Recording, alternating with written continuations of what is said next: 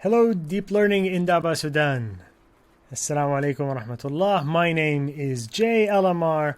I am a machine learning researcher, engineer, and this is a gentle introduction to transformer neural networks. If you have some coding background and you want to follow along, there's a link down below that has some coding examples. It's optional. It's certainly not a requirement. So transformer neural networks is a new development in how machine learning models are built. It's a new architecture that was introduced in 2017 and since then has sort of dominated a lot of NLP use cases. So a lot of language processing now is done through this kind of machine learning model.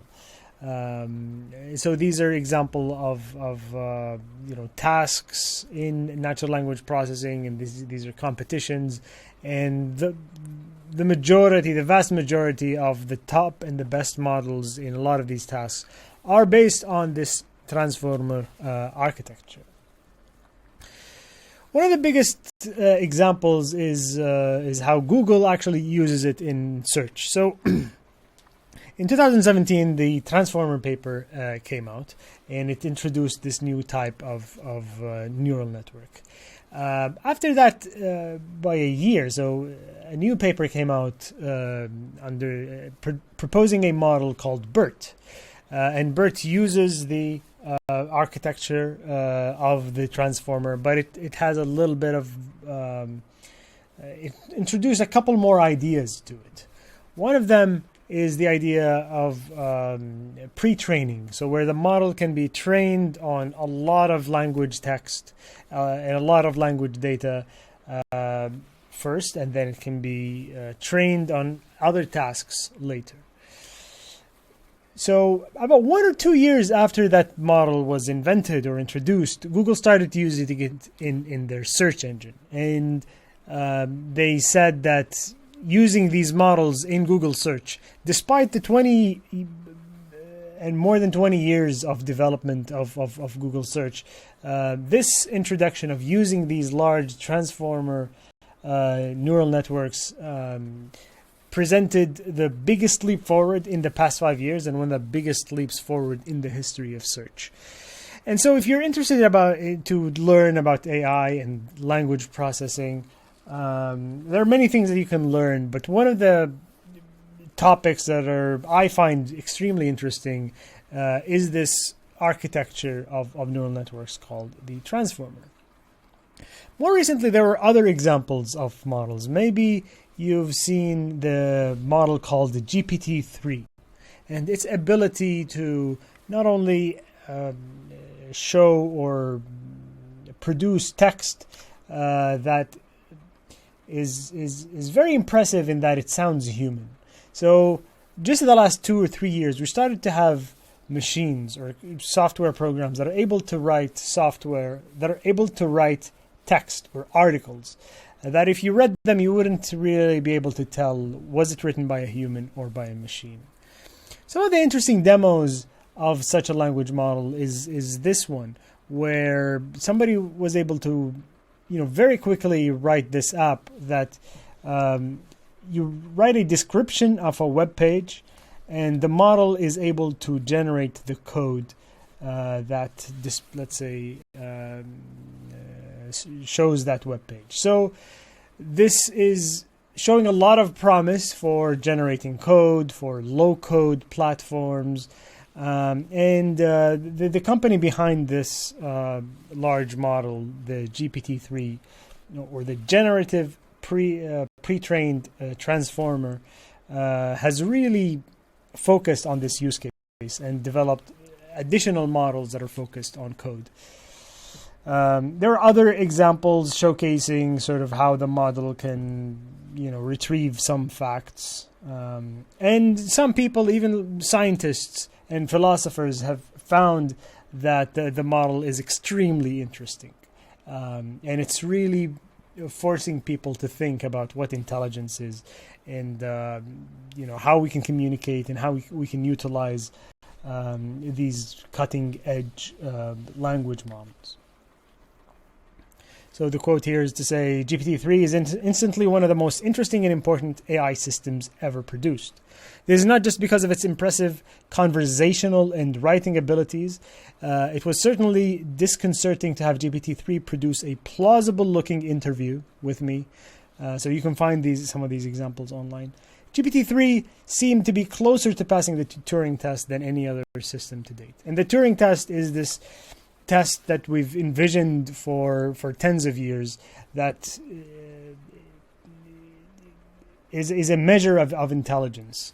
It's a test where we have, let's say, judges speak through a terminal or chat, let's say, with either a human or a system, and a system that is able to fool the judges and make them think that it's a human, let's say, wins the Turing test. And that is not something that has happened yet, but these models are getting very close to getting these results out. So a couple of things to understand about these models. One of them is how they're trained. So what we discussed a little bit, one of the new developments of how these models can be used is they are self-supervised. They're trained on a lot of data in a method of training called self-supervised. And then there's a second step where you train it on a task. A simple example here is to think about, let's say, creating a model that tells you whether a tweet is saying something positive or something negative about, let's say, a person. It used to be, if you were to train such a model maybe 3 or 4 years ago, you would have to train the model on a lot of data. But with these models and with this new development of pre-trained models introduces is to say, okay, we'll train a model on a lot of existing data, on Wikipedia, on articles from the internet, and other types of input data. And then you have a model that understands, quote unquote, understands language in a way. And then if you want to create something on top of that, you just train it for a little bit more. And that is called fine-tuning. And so this really reduces the amount of data that is required and the amount of computational power that is required to train a new model. If you think about GPT-3, it was trained on about 300 billion tokens. You can think about a token like a word. So tokens are usually parts of words. And it's trained in this fashion of you get a lot of running text, and then you tell the model to guess the next word. So you give it 3 words. So you say, a robot must, and then you have it guess the coming word. And it guesses it wrong, and then you update the model to improve on its guesses. So that was a quick look about how these models are trained. We can talk a little bit more about architecture and how these models are built and how sort of data flows through these models. And one way is to think about Google Translate. So the transformer now is what is used, or most likely what is used in Google Translate, for example. So that's an example of a system that takes in input in one language and outputs a different language. So if in this example you have input that is French, that input goes into a component called the encoder stack. The encoder stack does a bit of processing, sends it to the decoder stack, and the decoder stack is what outputs the English translation. Now these stacks are made up of components. Each of them is called a block. So a encoder stack contains 6. I know there's only 5 on the screen, but it's actually 6 layers, as was described in the initial Transformers paper. And the decoder stack has 6 of these decoder blocks. To think about encoders and decoders a little bit, so the initial transformer paper had an encoder and a decoder component, just in that arrangement we just saw. And then Facebook came up with a different model called BART that builds on the same architecture of encoder and decoder. But then there are models that are just a decoder, and GPT-2 and GPT-3 are some famous examples for this kind of model. But there are also famous examples of models that only use an encoder, and that is BERT, which is the one that is used in Google search, and even Bing search. Microsoft uses it, and it's used in a lot of language processing since it was invented like 2018. So let's talk a little bit about these GPT models, because these models are the ones that can generate language. These are the ones that can write text. You give them text as input and they generate text as output. And they're composed of, let's say, a series of layers. So the GPT-2 large was about 36 layers of decoders. So we can talk about the major components of a layer. So let's think about a transformer language model with only one decoder block. Now, one of the simple ways to think about it. So we talked about the task of predicting the next word, and this is, let's say, a title of a film, The Shawshank Redemption. If you were to give these two words, the Shawshank, and have the model predict what the next word is, just based on what it had learned before, what would you think the next word would be? Would it be able to guess that it's the title of the film, the famous film, or not? So as an example, we can go to this URL that would give us just simple and direct access to a model. And we give it the Shawshank as input, and then we say compute, and then it generates all of this text. So it has the Shawshank as inputs, and then it continues. So it says redemption. So that is the exact word that we want to talk about. But then the film does not star Ryan Reynolds, so the model is just outputting words. And it sounds, it's not factual, but it's proper sentences. They're interesting, and larger models can produce, let's say, better articles or better text. So the component that sort of is tasked with remembering, let's say, or storing the probabilities of the next words is one of the two major components of this transformer block. It's called a feed-forward neural network. And that tends to be where this kind of information is stored. The next word data, so to speak. Now, language models are not new. We've had neural network language models since about 2003, and it's built on previous work as well. But now they're larger and they can do interesting things. And one of the new sort of developments can be shown in an example like this. So let's say you give the model this example, this sentence. The chicken didn't cross the road because it... What does it refer to here? Does it refer to the chicken, or does it refer to the road? So this is a type of challenge that is very easy for humans to understand in any language, but for computers it's extremely difficult. And transformers learn that through their architecture, but also through the vast amounts of data that they go through. And this is what the second major component of the transformer decoder is sort of used for. It allows the model, when it's processing the word it, to associate it with either the chicken or the road. And that is a layer called self-attention. That is a major component that really made transformers leap forward in terms of how useful they are for real-world tasks.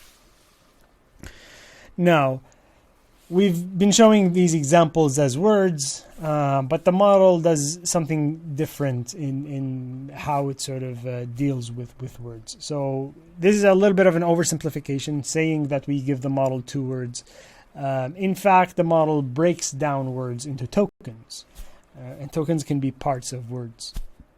So if we're to actually give it the Shawshank, it'll break it down like this into 4 tokens. And before these tokens are presented to the model, they're translated, let's say, into their numbers. Each token has a specific ID, and the model really only sees these IDs. There is a translation step between the IDs and the model that we'll get to now. And the model also never outputs a real word. The model never sees any letters. It gets the numbers of tokens in, and it outputs or generates a token out. So when it says redemption, it was actually saying 34433, and that's the token ID for this word.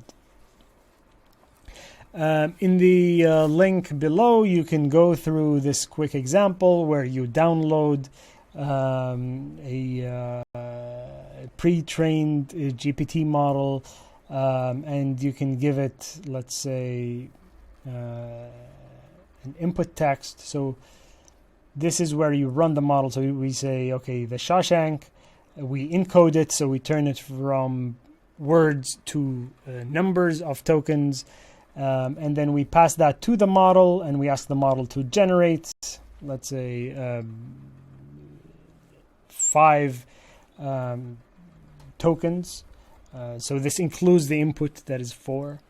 And then the model outputs the Shawshank Redemption. So it was able to actually predict that the following word is redemption. And so this is, you can, when you're dealing with this code example, you can change this text to whatever text you want, and then you can see, and you can have the model output, by changing the max length, you can have the model output 100 or 1,000